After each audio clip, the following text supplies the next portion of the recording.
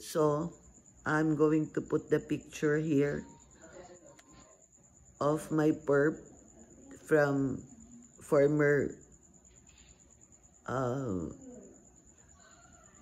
sheriff. He's retired now. I didn't know if he retired or if he just, he just vanished from that court.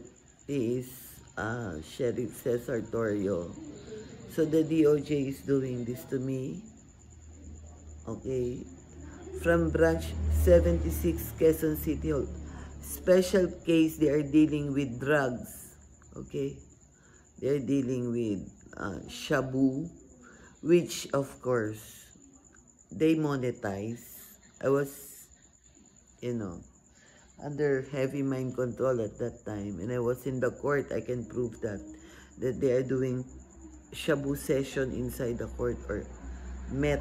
We call it shabu in the Philippines.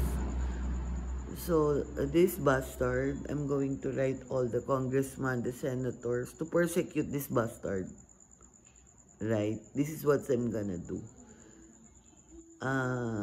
He wants to sacrifice me to his god Satan, but I'm going to let my God, Yod Hey Vav Hey, in the name of the Lord Jesus Christ, to persecute this pig, okay, this animal, because he is an animal, so he belongs to jail. That's what I'm gonna do with this monkey / pig, etc. And I'm going to put the picture down of how he looks like.